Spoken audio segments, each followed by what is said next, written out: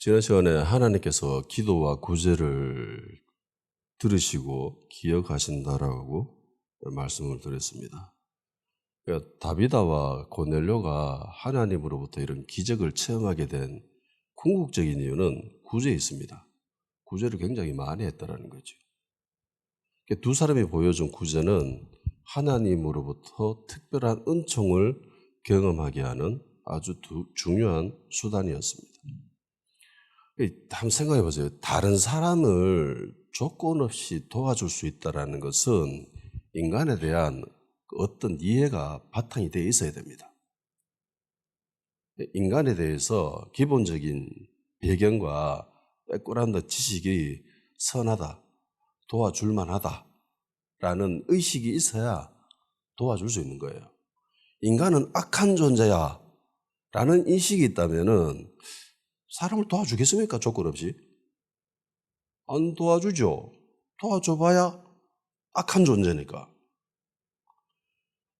그래서 많은 인류의 철학자들이 이런 고민에 있었죠. 인간은 도대체 선할까 악할까? 태어나면서부터. 인간은 과연 태어나면서부터 선할까요? 아니면 악할까요? 많은 철학자들이 이 질문에 답을 했습니다. 우리 학교에서도 배우지요. 성선설과 성악설, 그리고 존 노크가 이야기했던 무지설, 백지설. 인간은 태어나면서부터 백지 상태야. 그런데 어떤 환경에 어떤 교육을 받냐에 따라서 인간이 그 백지 위에 그려지는 거죠. 어떤 철학, 동양 철학이든 서양 철학이든 기본적인 사고 체계가 조금은 다름에도 불구하고 인간을 바라보는 관점은 동서양은 불론하고 비슷비슷합니다. 악하다 아니면 선하다. 그리고 과학이 발달함에 따라서 이제 인간을 다른 방향으로 바라보는 경향성이 생기기 시작합니다. 진화론적인 관점에서 바라보죠. 이렇게 보라보면은 인간은 동물과 별 다르지 않습니다. 인간이나 집에서 키우는 개나 들판에서 뛰어다니는 그런 짐승들이나 인간이나 별 다를 바 없죠. 존재론적으로. 지나 나나 별 다를 게 없어요. 그냥 태어나서 사는 거예요. 니는 좀 운이 좋아서 재주가 좋아서 진화해가지고 인간이 된 것뿐이고, 개나 원숭이나 이런 것들은 진화가 좀 덜 돼가지고, 그리고 니나 나나 도덕적으로 우월감에 빠졌을 그런 이유가 전혀 없죠. 특별하지가 않습니다. 존재론적 관점에서 보면 인간은 동물과 다를 바가 없습니다. 그래서 차별성이나 우월감이나 이런 게 전혀 있을 수가 없습니다. 인간이 특별할 수 있는 유일한 관점은 인간을 종교적인 관점에서 바라볼 때만 가능합니다. 하나님이 인간을 특별히 사랑하시고 그래서 창조하셨고 이런 해석이 아니면은 인간은 동물과 똑같아요. 그래서 인간을 도와준다, 짐승을 도와준다, 똑같은 거예요. 근데 우리는 짐승을 인간처럼 도와주는 거에 대해서 좀 불편해하지요. 아니 사람을 저래 도와주지 왜 개나 돼지나 저런 데 저렇게 도와줘? 라는 그런 생각을 합니다. 그러니까 그 바닥에는 인간은 좀 더 특별한 존재라는 인식을 갖고 있다는 겁니다. 그렇다면 기독교는 인간을 어떻게 바라볼까요? 인간을 선할까요? 악할까요? 아니면 존 노크 말처럼 백지 상태일까요? 인간에 관하여서 그 사람의 선함과 악함에 대해서는 개인별로 편차가 분명히 있습니다. 태어나면서부터 좀 착한 애들이 있고 태어나면서부터 약간 못된 애들이 있습니다. 그렇지만은 그런 범위의 차는 인정한다 할지라도 인간은 선한 존재죠. 그러니까 성경에서도 인간을 도와야 된다라고 가난한 사람, 약한 사람, 도울 만한 상태가 되면 도와줘야 된다라고 이야기를 합니다. 모든 인간이 선하거나 악하거나 그렇게 단정 지을 수는 없지만 원론적으로 인간은 선한 존재로 지음받았습니다. 아멘? 네. 인간은 선해요. 악한 존재는 아닙니다. 성경에는 아무리 과학이 발달하고 기술이 뛰어나더라도 절대로 밝혀내지 못하는 질문에 답을 이미 내리고 있습니다. 인간이 왜 존재하는지, 어디서 와서 어디로 가는지, 인간이 죽으면 어떻게 되는지, 왜 살아야 되는지, 인생의 목표는 무엇인지에 대해서 성경은 아주 단순하고 간략하고 정확하게 심플하게 기록하고 있죠. 창세기 1장 26절에서 28절 하나님이 이르시되 우리의 형상을 따라 우리의 모양대로 우리가 사람을 만들고 그들로 바다의 물고기와 하늘의 새와 가축과 온 땅과 땅에 기는 모든 것을 다스리게 하자 하시고 하나님이 자기 형상 곧 하나님의 형상대로 사람을 창조하시되 남자와 여자를 창조하시고 하나님이 그들에게 복을 주시며 하나님이 그들에게 이르시되 생육하고 번성하여 땅에 충만하라 땅을 정복하라 바다의 물고기와 하늘의 새와 땅에 움직이는 모든 생물을 다스리라 하시니라. 아멘. 이 구절에선 인간이 어떻게 창조되었는지, 어떤 형상으로 창조되었는지 기록하고 있습니다. 인간은 어떤 존재로 창조되었죠? 하나님의 형상대로. 그러니까 인간이 존재한다는 것은 저 사람에게는 하나님의 형상이 있다는 것을 이야기합니다. 그러니까 도와야 되죠. 당연히 도와야 됩니다. 인간은 다른 피조물과 다르죠. 특별한 존재입니다. 이 지구가 형성되어진 그 원인이 인간에게 있죠. 인간이 아니었으면 하나님이 이 세상을 창조하지 않으십니다. 이 땅에 있는 모든 것들을 다 만들어 놓으시고 그 다음에 제일 마지막에 인간을 창조하시죠. 생각해 보세요. 제일 먼저 난 것이 가장 뛰어나잖아요. 그죠? 장자의 유산을 대부분 절반 이상을 상속하잖아요. 제일 먼저 태어난 애들. 첫째, 늘 중요했습니다. 그런데 하나님의 창제 스토리에 보면은 인간은 꼰띠예요. 제일 마지막이에요. 가장 가치가 없어야 되는데, 그런데 그게 아니라 하나님이 인간이 살기 좋은 환경을 만들어 놓으시기 위해서 그걸 만들어 놓으신 거예요. 이거를 모든 것들을 다. 마치 부모가 아이가 태어나길 기대하면서 출산에 관한 모든 것들을 다 준비하잖아요. 기저귀, 옷, 분유, 애가 살아가면서 필요한 모든 것들을 이미 다 준비해놓고 그 다음에 제일 마지막에 아이를 낳습니다. 그거랑 똑같은 거예요. 가장 존귀한 존재였습니다. 하나님의 복을 받았죠. 특별한 하나님의 은총을 받았습니다. 그리고 이 땅에 있는 모든 피조물을 다스리는 존재로 지음받았습니다. 하나님의 형상대로 지음받았기 때문에 하나님의 속성이 우리 안에 있습니다. 무시 못할, 절대로 부정하지 못할 하나님의 속성을 우리 안에 가지고 있습니다. 존귀한 존재고 특별한 존재고 은총받은 존재입니다. 어떤 형태의 인간이든지 그가 어떤 짓을 저질렀든지 간에 그 사람 안에는 하나님의 형상이 있다는 거예요. 성경에 보면 주변에 정말 못된 인간들 있죠. 나를 괴롭히고 못되게 구고 귀찮게 구는 인간. 없어졌으면 좋겠다라는 그런 인간들. 그런데 그런 인간조차도 하나님의 형상이 그 안에 있다는 겁니다. 예수님이 그 사람을 위해서 십자가에 달리셨다는 거예요. 이 땅에 존재하는 모든 인간은 존귀한 존재입니다.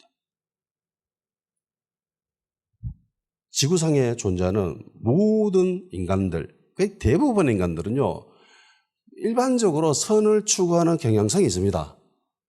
그걸 하든 안 하든 그것이 옳다라는 인식은 있잖아요. 그죠?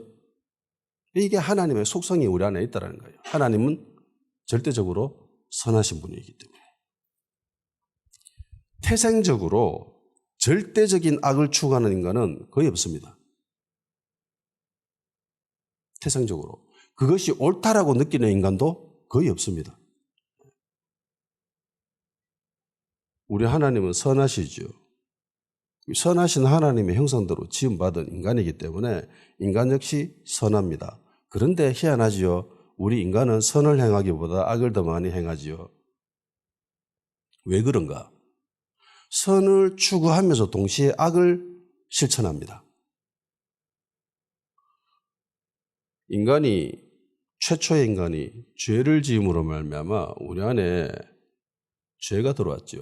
원죄가 들어왔죠. 그 이후에 모든 인간은 저거 하면 안 된다라는 걸 알면서도 합니다. 그게 죄죠. 그래서 인간은 악하다고 할 수 있습니다. 인간은 의를 추구하지만은 결국 불의를 저지릅니다. 이거를 가장 잘 묘사한 것이 로마서 7장에 나오는 바울의 이야기입니다. 18절에서 25절입니다. 내 속 곧 내 육신에 선한 것이 하나도 거하지 아니하는 줄을 아노니 원함은 내게 있으나 선을 행하는 것은 없노라. 이게 그 말이죠. 내 안에 원하는 건 있는데 선을 하고 싶은 마음은 있는데 그걸 실천하지 못해. 내가 원하는 바 선을 행하지 아니하고 도리어 원하지 아니하는 바 악을 행하는도다. 만일 내가 원하지 아니하는 그것을 하면 이를 행하는 자는 내가 아니요 내 속에 거하는 죄니라. 그 원인이 내가 하고 싶은 거 있는데 그걸 못하는 게 내가 싫어하는 거 하면 안 된다는 거 알면서도 그 악을 실천하는 거는 그건 내가 아니라 내 안에 거하는 죄다.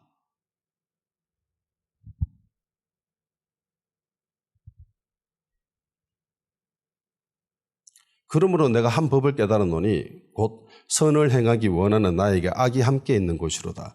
내 속사람으로는 하나님의 법을 즐거워하되 내 지체 속에서 한 다른 법이 내 마음의 법과 싸워 내 지체 속에 있는 죄의 법으로 나를 사로잡는 것을 보는도다. 오호라 나는 공고한 사람이로다. 이 사망의 몸에서 누가 나를 건져내라.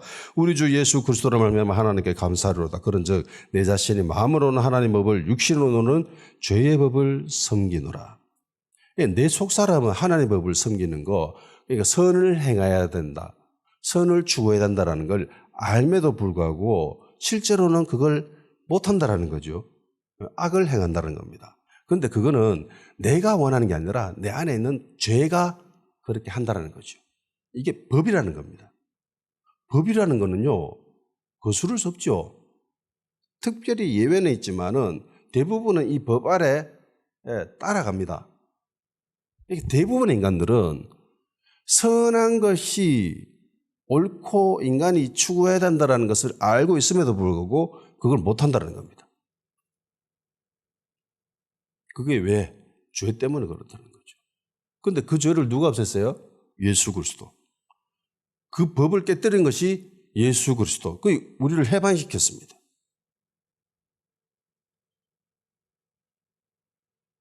C.S. 루이스가 순전한 기독교라는 책에서 이런 부분에 대해서 잘 설명한 게 있습니다. 오래된 이야기라 가지고 잘 정확한지는 모르겠어요. 길을 지나가는데 한 아이가 도로에서 있습니다. 차가 오고 있습니다. 그런데 이 아이를 도와줄 수 있는 사람이 주변에 없어요. 그런데 이 아이는 차가 오는지 잘 인지도 못하고 있는 상황입니다. 내가 그 아이를 도와줄 수 있는 유일한 사람이에요. 자, 여러분은 어떻게 할 겁니까? 이 아이를 도와야 된다는 것은 내 안에 있죠. 내 속 사람은 이 아이를 도와줘야 된다라는 마음이 있습니다. 그런데 잘못 뛰어들면 내가 다칠 수도 있어요. 그래서 실제로 이것을 행동하는 사람은 별로 없습니다. 그러니까 아이를 도와야 된다는 것은 이거는 모든 인간이라면 정상적인 인간이라면 다 동의하는 거예요. 그런데 이렇게 실천하는 사람은 별로 없어요. 그죠? 이게 하나님의 속성, 하나님의 법 이것이 우리 안에 있다는 거예요.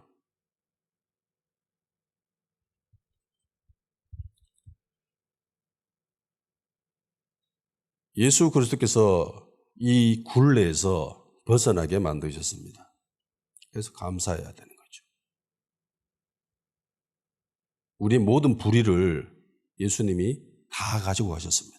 그래서 내가 비록 그렇게 행하지 못한다 할지라도 내가 예수 그리스도를 의지하고 믿음으로 말미암아 그 모든 불의에서 우리를 씻겨주셨다는 거예요.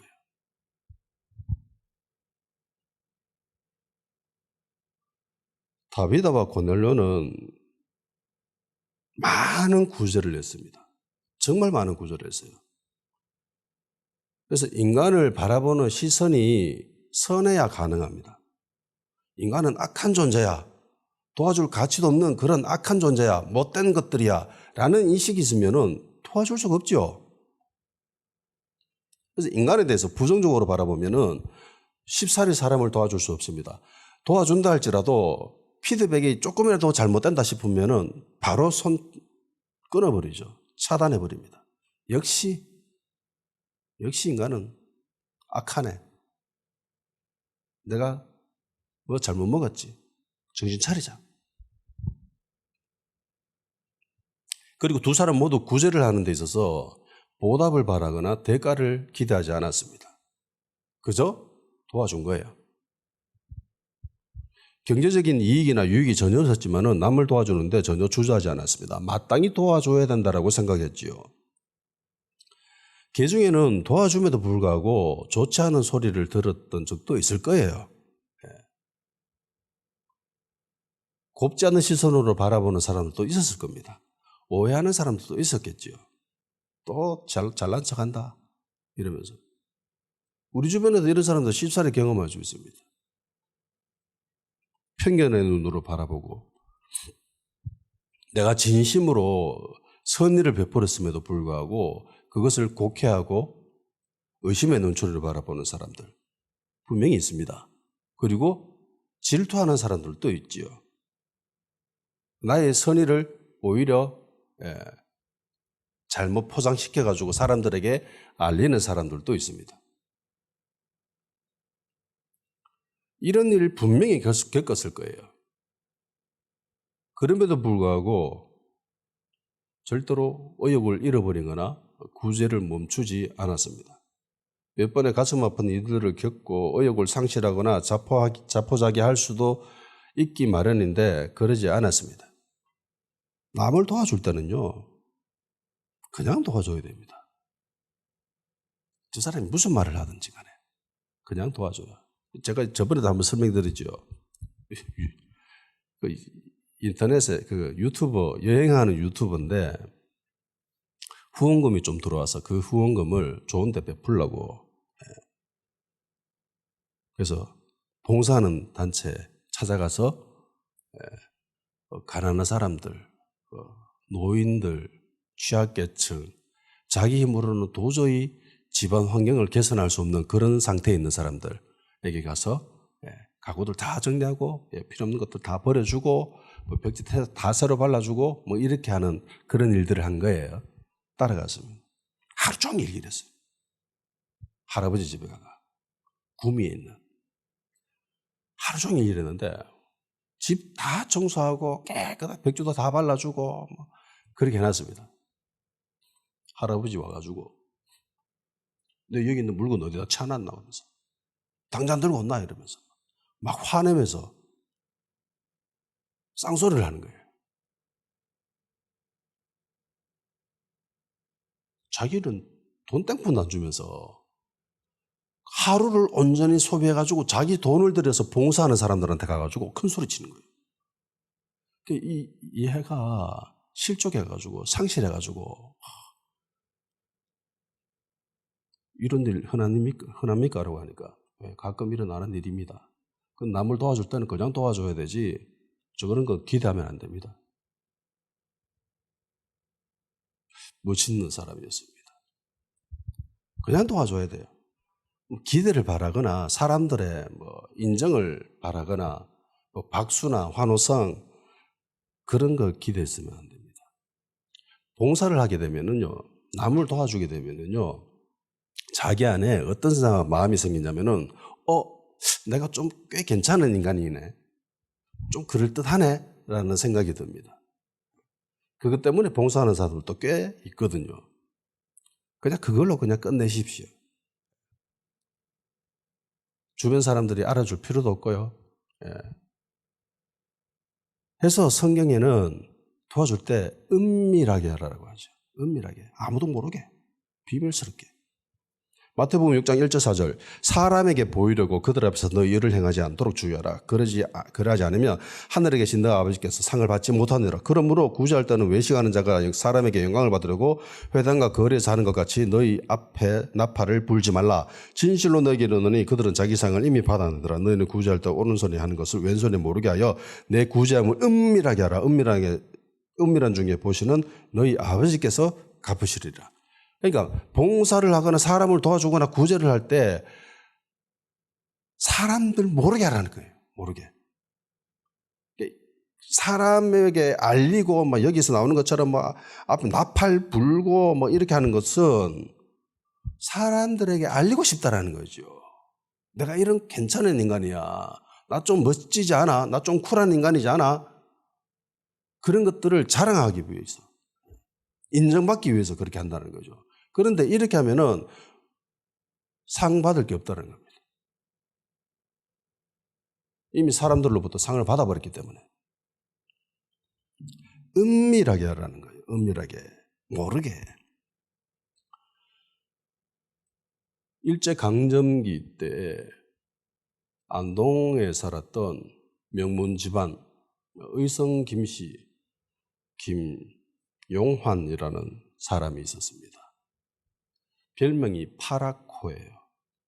파라코의 뜻은 정말 지체높고 귀족 가문 명문 집안에 있는 사람이 집안의 모든 가산을 떨떠러 먹는 그런 망나니꾼, 남봉꾼을 파라코라고 불렀습니다. 당시 이 사람이 가지고 있던 재산이 현재 시가로 약 200억 원에 달했다고 합니다. 지금도 200억 원이 굉장한 부죠. 근데 그 당시 200억 원이면은 어마어마한 거죠. 예. 지금은 우리나라가 잘 살아서 대부분 사람들이 어느 정도 부를 가지고 있잖아요. 근데 그 당시 사람들은 대부분 가난했습니다. 거의 없는 상황에서 200억 원을 가지고 있었던 사람이라면은 엄청나게 많은 재력을 가지고 있었던 사람이에요. 그런데 그 많은 재산을 도박으로 다 날렸습니다. 해서 사람들이 파라코라고 별명을 지어줬죠.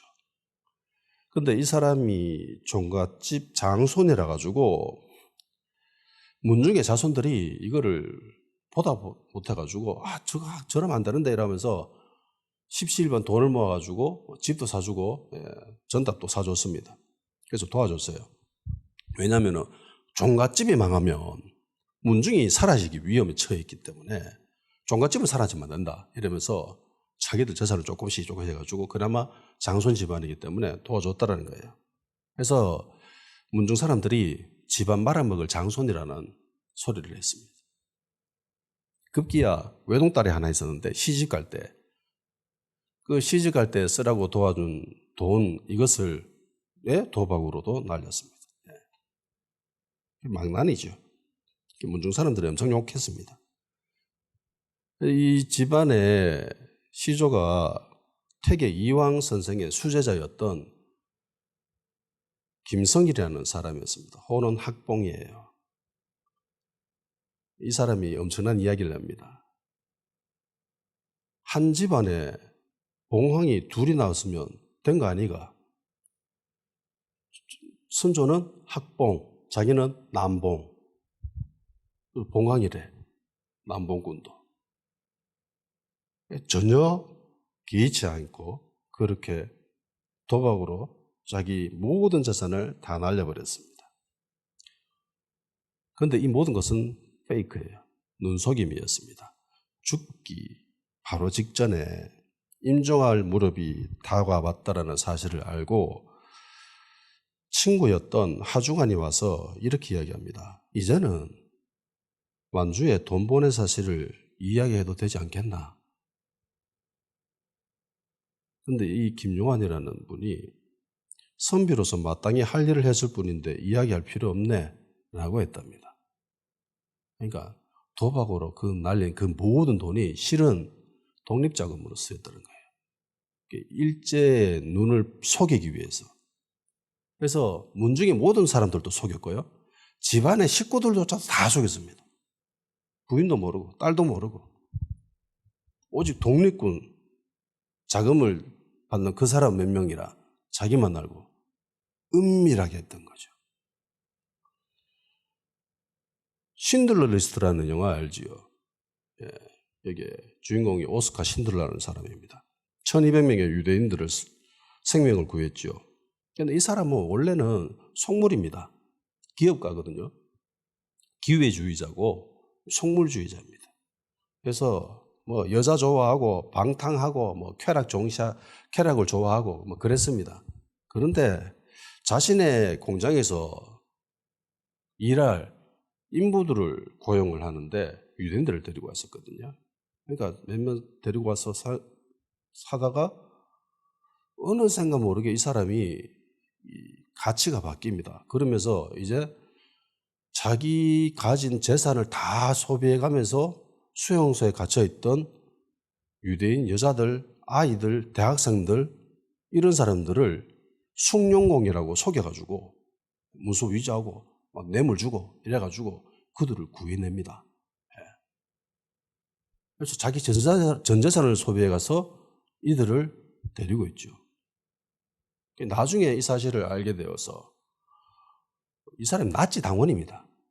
체코에서 태어난 사람인데 나치 당원이었어요. 왜냐하면 성공하기 위해서 나치에 줄대고 막 이래 뇌물 먹이고 이러면서 갔던 사람이거든. 나치 당원으로서는 유일하게 예루살렘 시온산에 묻힌 사람입니다. 이 사람밖에 없어요. 나중에 칭호가 붙어요. 열방의 의인이라고. 신들러 리스트라는 이 리스트가 나중에 발견됩니다. 몇십 년이 지나고 난 뒤에 이 리스트를 자기 친구가 보관하고 있었는데 이 친구도 나이 먹어서 이제 죽게 됐어요. 그래서 그 자녀들이 집안을 정리하다가 다락방에 있는 걸 보고 나중에 알게 된 거예요. 그리고 니콜라스 윈턴이라는 사람도 있습니다. 별명이 영국의 신들러예요. 전쟁이 일어나기 전에 우연히 체코에 들리게 됩니다. 그런데 체코의 그 수용소에서 유대인들의 처참한 모습을 발견하게 됩니다. 그러면서 생각하죠. 유대인 아이들을 데려와야 되겠다. 이러면서 699명의 유대인 아이들을 입양하는데 자기 재산을 다 소비해가면서 그 아이들을 구해냅니다. 열차에 태워서. 근데 마지막에 250명의 아이들을 태운 기차가 출발하는데 전쟁이 발발합니다. 그래서 열차가 운행이 중단되고 그 아이들이 다 어디론가 끌려갑니다. 수용소로 끌려간 거죠. 나중에 확인해 보니까 2명만 살아남았고 나머지 아이들은 다 수용소에 끌려가서 죽었다고 합니다.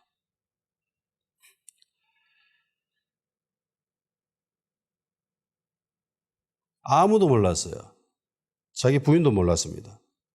나중에 자기 부인이 다락방 정리하다가 우연히 발견하게 됩니다. 이 문서들을. 그래서 이게 뭐냐라고 이야기하고 뭐 이러면서 자기 그런 일들 했다고 이야기하였죠. 그러니까 이 사람이 이거 없애자라고 했답니다. 그러니까 부인 이거 없애면 안 된다. 이런 것들은 세상에 알려야 된다라고 이야기해서 그 유튜브에도 나와 있어요. 굉장히 감동적인 모습인데 나이 지긋하게 90몇 세 되신 분이 나와 있고 뭐 이분으로부터 도움받는 사람이 바로 옆에 있습니다라고 이야기하고 이 사람한테 도움을 받는 사람은 일어나십시오 하니까 주변에 있는 모든 사람들이 다 일어납니다. 그 모습 보고 할아버지가 굉장히 감동을 받죠. 자기는 영국의 신들러에 해당되지 못한다고 그렇게 여겼습니다. 신들러는 목숨을 걸고 아이를 구했지만 사람들을 구했지만 자기는 목숨 걸지는 않았다. 그냥 재산을 소비해서 내가 가진 재산을 그거를 내놓고 그 아이들을 구했기 때문에 그러니까 이 사람은 250명을 구하지 못했다라는 죄책감이 남아 있었습니다. 그래서 이걸 자랑스럽게 이야기를 안 한 거예요. 못 한 거예요. 아무도 모르게 그러고 있었습니다. 나중에 영화로도 만들어집니다. 영화가 한 2편 이상 만들어졌을 거예요. 사람들은 이런 것들을 보면서 굉장히 감동합니다. 뭐 때문에요? 은밀하게 도운 것에 대해서. 목숨의 위협이 있음에도 불구하고 남을 도와주는 모습에 감동을 받아요. 사람들은 이것을 좋아하고 그리고 영화로도 만든 거죠. 은밀하게 일을 했을 때 사람들은 감동을 받아요. 남을 도와줄 때. 그런데 하나님은 얼마나 기뻐하시겠습니까? 하나님은 그 상급이 크다라고 했습니다. 사람들로부터 그렇게 인정받고 전 세계 사람들이 감동을 받고 또 영화로도 만들어지고 영화를 보고 또 사람들이 감동하고 박수치고. 세상에는 끝내 자신의 선행이 알려지지 않은 채 삶을 마감한 사람들도 분명히 있을 겁니다. 자녀들이 그 다락방에서 문서를 발견하지 못했으면 모르죠. 알 수가 없는 거죠.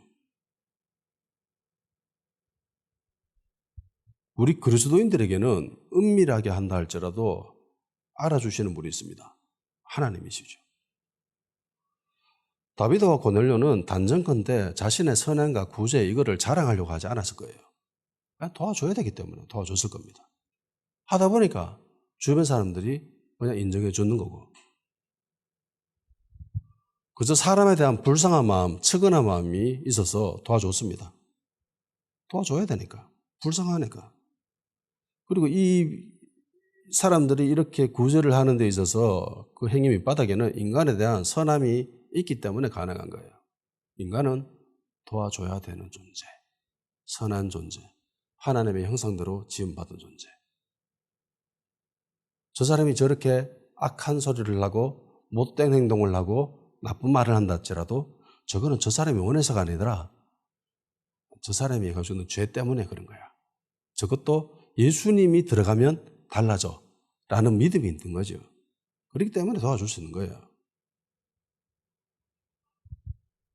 하나님의 형상에 지음받은 인간에 대한, 하나님의 백성과 하나님의 사람에 대한 이런 신학적인 지식이 어느 정도 바탕에 깔려 있어야 가능하다는 겁니다.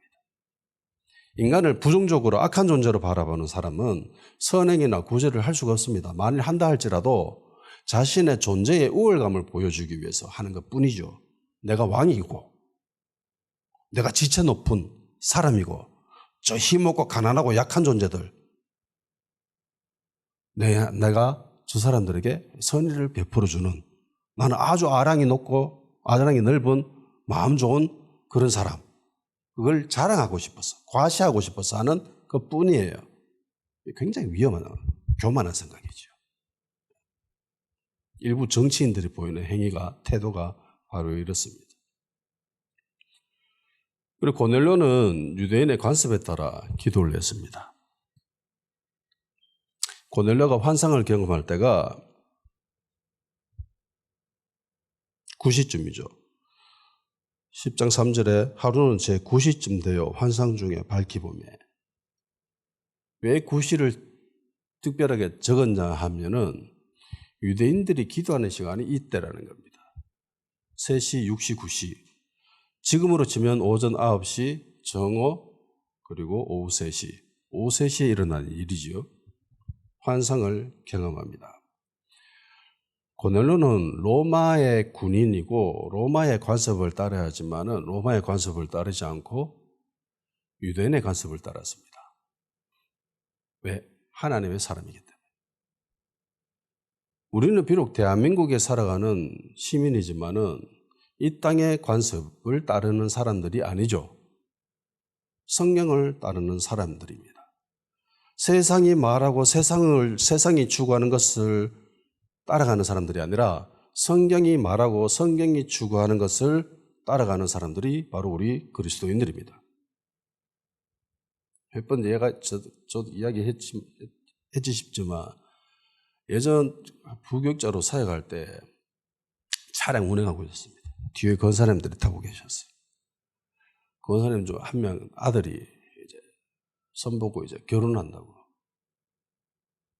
그러면서 궁합 본다라고 아주 자랑스럽게 얘기를 하더라고요. 한 권사님이.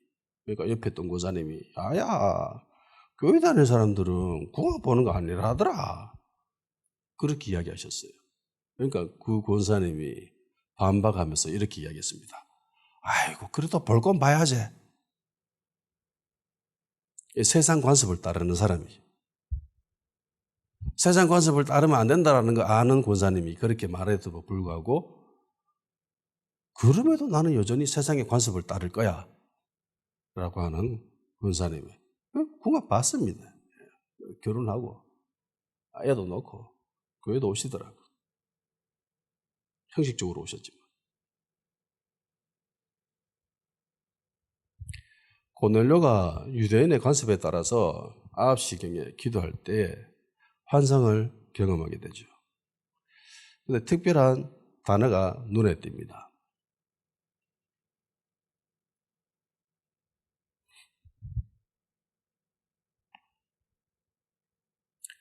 3절에 하루는 제9시쯤 되어 환상 중에 밝히 보매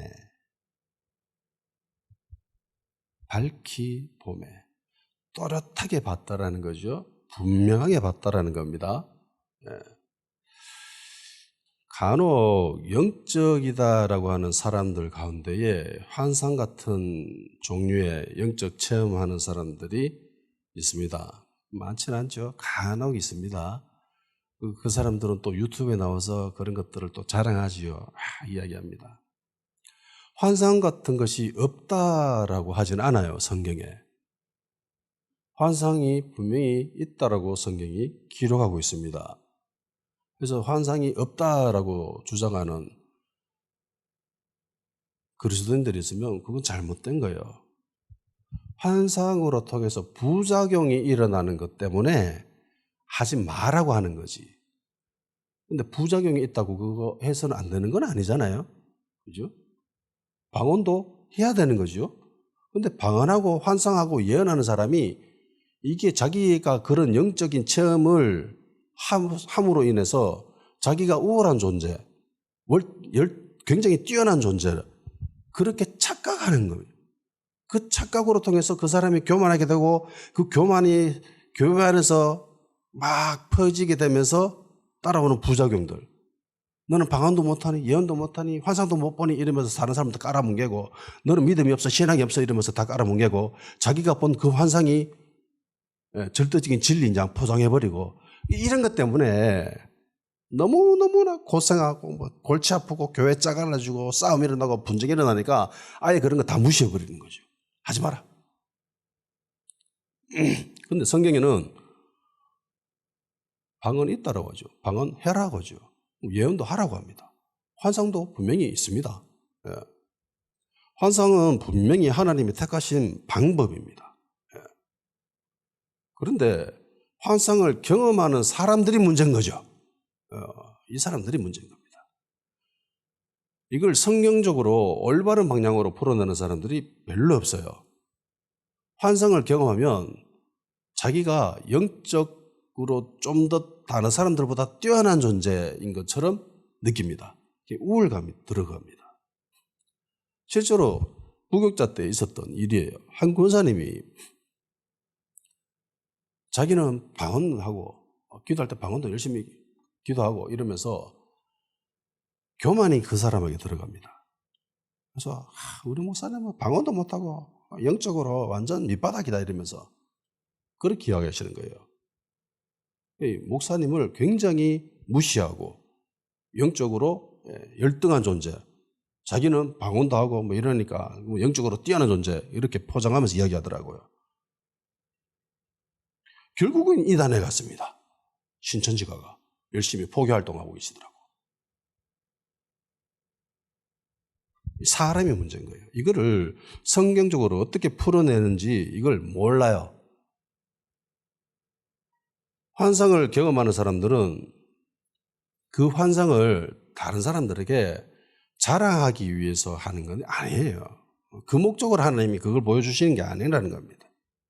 자신이 본 환상은 환상일 뿐이죠.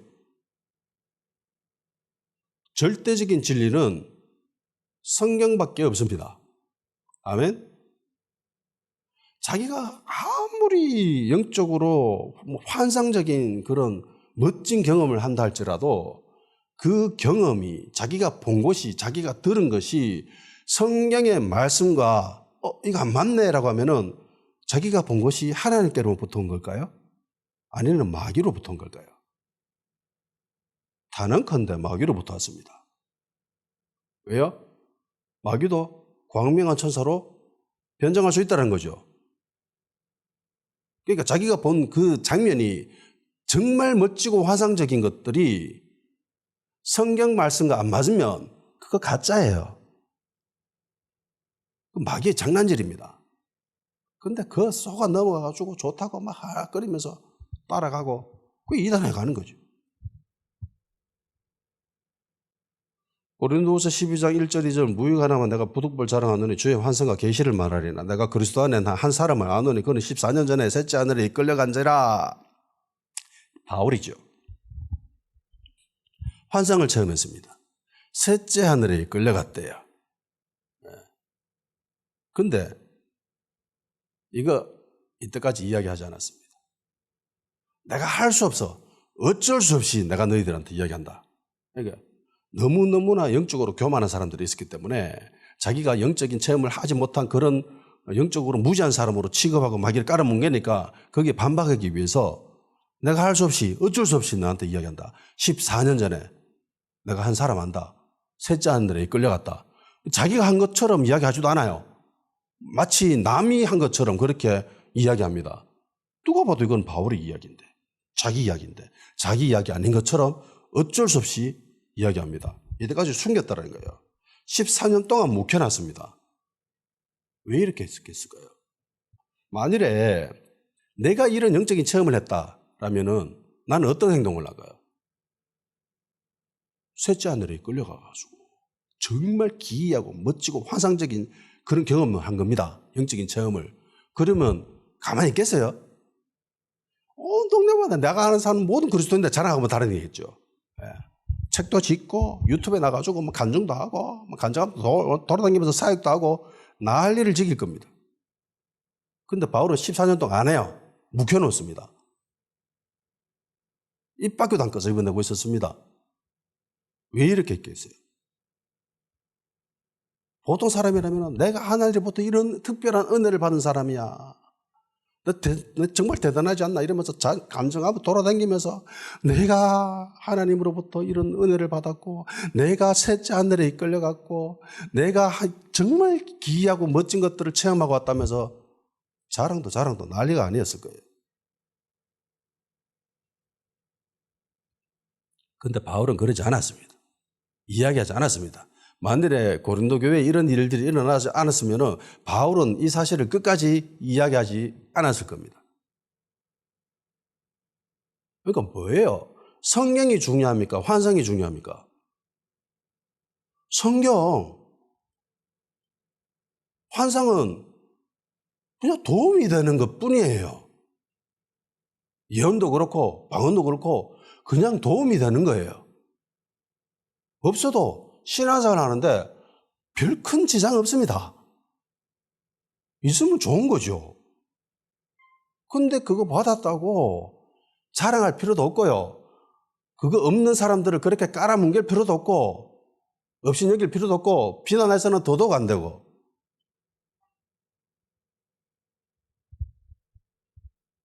하나님이 만일에 환상을 보여주셨습니다. 그렇다면 거기에는 분명한 목적이 있습니다. 그냥 자랑하려고 아니라 분명한 목적이 없는 환상은요, 바울처럼 이야기하지 않는 거예요. 그냥 내 신앙생활에 도움이 되기 위해서 그냥 하나님이 보여주시는 것 뿐이에요. 그래서 이거는 이야기할 필요가 없어요. 언급할 필요가 없습니다. 그래서 14년 동안 묵혀놓은 거예요. 이야기하지 않은 거예요. 하나님이 환상을 보여주시죠. 그런데 그 이유에 대해서 아무런 언급이 없으면은 환상에 거하는 상태에서 물어봐야 됩니다. 하나님 이거 왜 나한테 보여주셨습니까? 예수님 이걸 왜 나한테 보여주십니까? 라고 물어봐야 됩니다. 아니면 이후에라도 물어봐야 돼요. 나에게 보여주신 이 환상에 대해서 주변 사람들에게 이야기해야 되는지 아니면 말아야 되는지 이 부분에 대해서도 궁금하면 물어봐야 됩니다. 고넬료는 분명하게 확실하게 또렷하게 환상을 봤다고 하죠. 흐릿하게 본 게 아닙니다. 대충 본 게 아닙니다. 너무나 확실하게 봤다고 합니다. 밝히 보매. 자신이 환상을 본 것을 아주 선명하게 봤다라는 거예요. 간혹 그런 사람도 있습니다. 환상을 대충 보거나 흐릿하게 보거나 이런 사람들이 있습니다. 그거 떠들 필요가 전혀 없습니다. 응답할 가치조차 없습니다. 환상을 이야기할 때는 아주 또렷해야 돼요. 그리고 자신이 환상 가운데 본 것이 그게 전부라고 생각해서도 안 됩니다. 극히 일부예요. 영적 세계에 있어서. 환상 가운데 천사가 나타나가지고 고넬료한테 분명하고 아주 구체적으로 상세하게 이야기하죠. 환상 가운데 분명한 하나님의 목적이나 의도하심이 없다면 자랑거리로 그렇게 떠벌리고 다닐 필요가 전혀 없습니다. 환상 가운데 천사가 이렇게 얘기합니다. 요파에 사람 보내라. 거기 베드로가 있다. 그 시몬 데리고 온나. 시몬이 어디냐면은 무두장의 집에 있다. 그 집이 어디냐면은 해변가에 있다.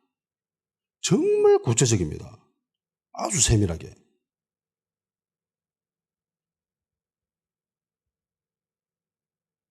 주께서 이르되 일어나 직가라 하는 거리로 가서 유다의 집에 다투 사람 사울이라는 사람을 찾아라. 그가 기도하는 중이더라. 그가 아나니아라는 사람이 들어와서 자기에게 안수하여 다시 보게 하는 것을 보았느니라 하시거늘 사도행전 9장에 나오는 이 다메섹에 있는 아나니아에게도 환상이 임하죠. 그리고 여기서도 분명하게 이야기합니다. 직가에 가면 사울이라는 애가 있다. 기도하고 있다. 찾아라. 그리고 안수해줘라. 아주 구체적이고 아주 상세하게 무엇을 해야 되는지 이야기하죠. 두리뭉실하고 하지 않고 흐리멍텅하지 않고 대충이 아니죠. 아주 상세합니다. 나중에 베드로가 경험하게 되는 환상도 분명한 목적이 있습니다. 10장 17절 20절 베드로가 본 바 환상이 무슨 뜻인지 속으로 의아하더니 마침 고넬료가 보낸 사람들이 시몬의 집에 찾아 문 밖에 서서 불러 묻되 베드로 하는 시몬이 여기 유숙하느냐 하거늘 베드로가 그 환상에 대하여 생각할 때에 성령께서 그에게 말씀하시되 두 사람이 너를 찾으니 일어나 내려가 의심하지 말고 함께 가라 내가 그들을 보냈느니라 하시니. 그러니까 환상 가운데 베드로가 내 보자기에 부정한 짐승들이 내려오는 걸 보게 됩니다. 하나님 그거 먹으라고 하죠. 못 먹는다고 이야기합니다. 그런데 계속 먹으라고 하시죠. 그리고 그게 올라갑니다. 이게 도대체 무슨 뜻이지? 무슨 의미지? 하나님이 나한테 이거 왜 보여주셨지라고 막 고민하고 생각하고 있는 그때에 사람이 온 거예요. 이 세 사람이. 그러니까 모든 환상에는요 분명한 목적이 있습니다. 목적 없이 하나님이 환상 보여주지 않으세요. 만일에 목적 없이 환상을 보여줬다 이러면은 입을 닫아야 되는 거예요. 바울처럼. 근데 우리 주변에 있는 사람들 간혹 그리고 인터넷에 나와서 유튜브에서 나와서 이야기하는 사람들 간증하면서 교회 돌아다니는 사람들 이런 사람들입니까?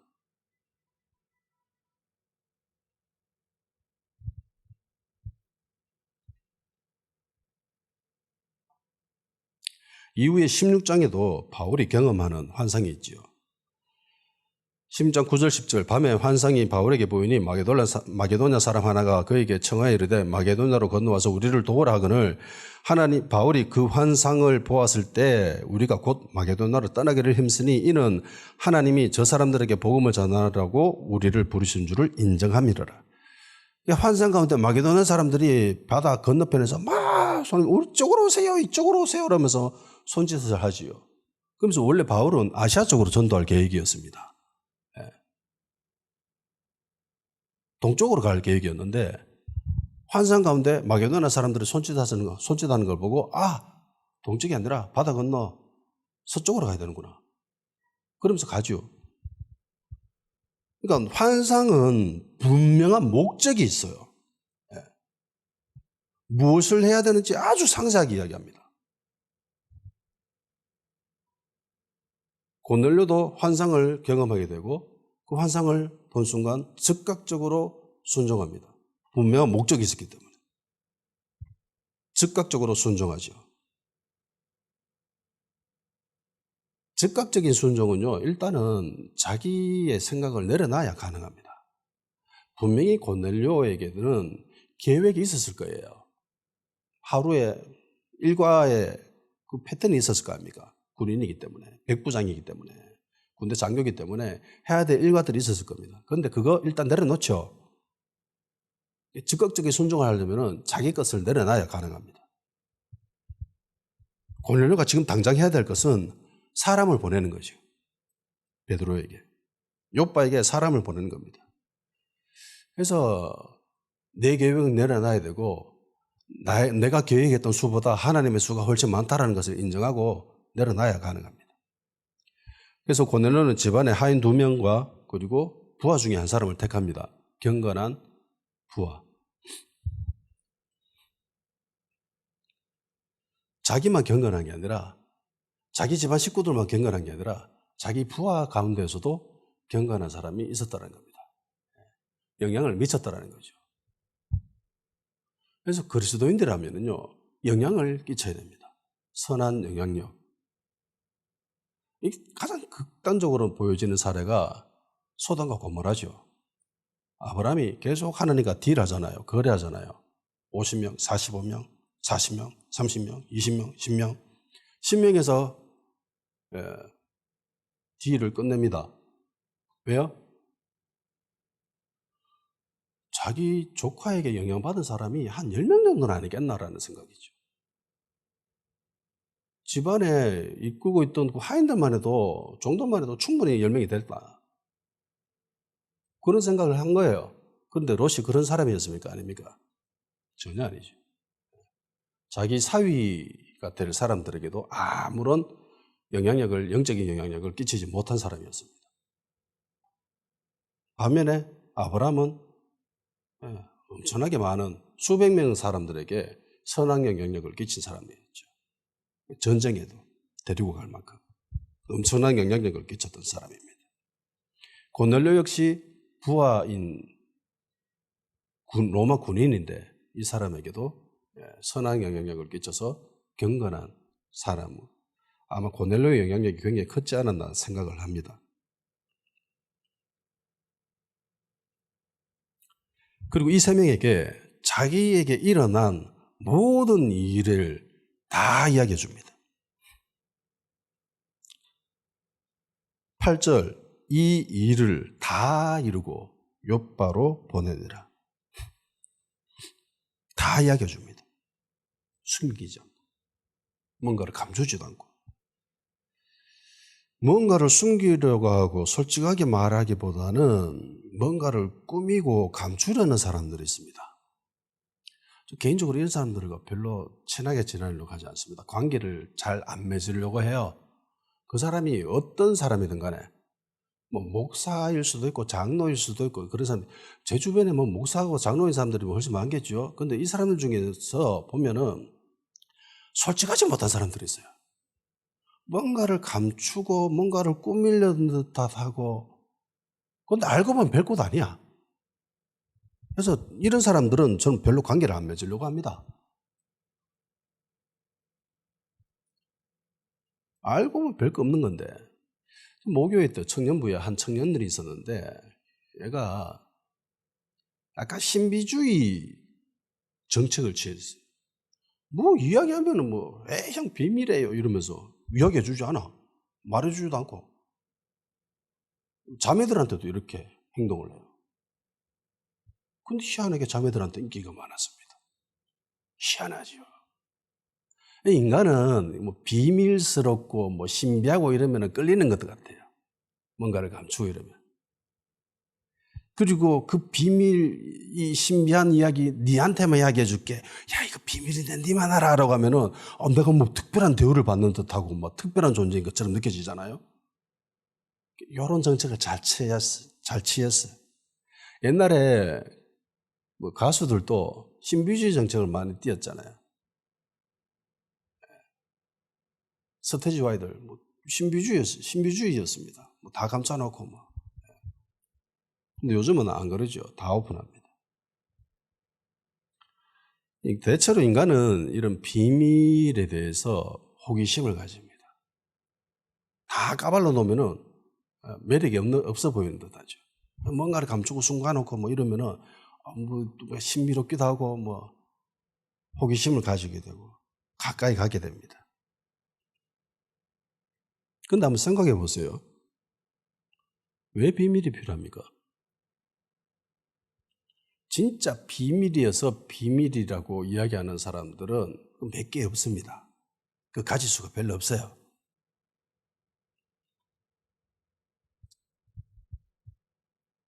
진짜 비밀이어서 비밀로 한 것은 충분히 이해할 수 있죠. 근데 우리가 이야기하는 대부분의 비밀은 그게 진짜 비밀이에요? 비밀스러울 필요가 없는 것들이 대부분입니다. 굳이 감출 필요도 없고 꾸밀 필요도 없는데 솔직하게 그대로 다 노출해도 되는데 그러지 않는 것이 대부분입니다. 왜 그렇게 할까요? 네가 가진 것들을 다 드러내지 마라. 그러면 사람들에게 약점을 잡힌다. 라는 처세술의 글이 있습니다. 그러니까 사람들에게 내가 가진 모든 패를 다 내보이면은 약점을 노출한다는 거죠. 약점을 보인다는 것은 내가 위협을 당할 수 있다는 거죠. 두려움을 느끼기 때문에 사람들은 감추는 겁니다. 하나님이 아담과 하와를 찾을 때 숨죠. 왜 숨어요? 무서워서, 두려워서. 인간은 두려울 때 숨깁니다. 근데 두려움이 없는 사람이라면 숨길 필요도 없죠. 다 오픈합니다. 우리가 두려워해야 될 대상은 하나님밖에 없습니다. 그죠? 우리는 하나님만 두려워하면 됩니다. 그게 경외입니다. 그러니까 하나님을 섬기는 사람은 하나님만 두려워합니다. 그리고 사람은 전혀 두려워할 필요가 없습니다.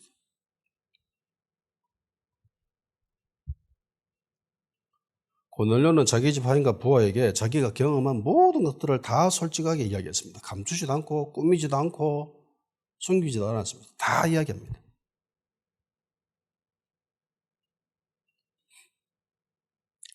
아이들이 무언가를 숨길 때도 마찬가지죠.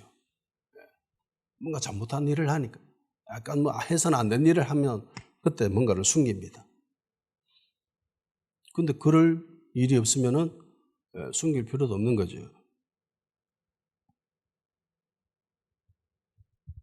솔직하고 정직하게 모든 것들을 다 오픈할 수 있어야 됩니다.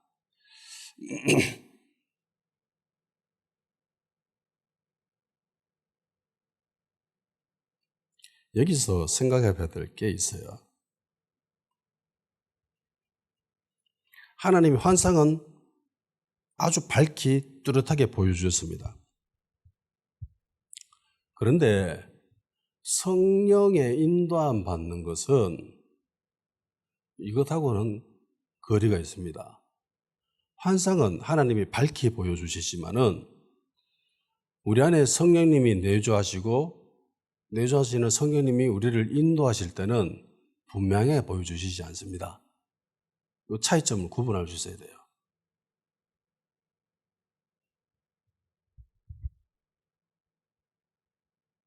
엘리사가 기도할 때 갈멜산에서 하늘에 있는 손바닥만한 작은 구름 보고 뚜렷하지 않지요. 희미합니다. 그때 기도를 멈추지요. 그리고 비 온다 이러면서 내려갑니다. 그러니까 성령의 인도함을 받기 위해서는요, 굉장히 예민해야 됩니다. 그리고 하나님이 우리를 인도하실 때는 분명하고 아주 확실하게 보여주지 않아요. 희미하게 보여주실 때가 대부분입니다. 그래서 이거를 영적인 예민함으로 잘 캐치하면서 조심스럽게 한 걸음 한 걸음 나아갈 수 있어야 돼요. 요거는 구분할 수 있어야 됩니다. 환상과 성령의 인도함에 대해서는. 자, 오늘은 여기까지 하도록 하고 기도하는 시간 가지도록 합시다. 우선 사람을 도와줄 수 있도록 나에게 사람에 대한 부정적인 인식이 있으면 선한 방향으로 옮겨줄 수 있도록, 그리고 사람을 도와줄 때 나의 행위를 자랑하지 않게 하시고 은밀하게 행하여 하나님께만 상 받을 수 있는 그런 복된 사람 될 수 있게 하여 주시옵소서. 나의 경험이나 체험이 아닌 말씀만이 우리의 유일한 기준이 될 수 있게 하여 주시고, 말씀이 나에게 들려질 때 즉각적으로 순종할 수 있는 하나님의 사람 될 수 있게 하여 축복하여 주시옵소서. 다 같이 기도하시겠습니다.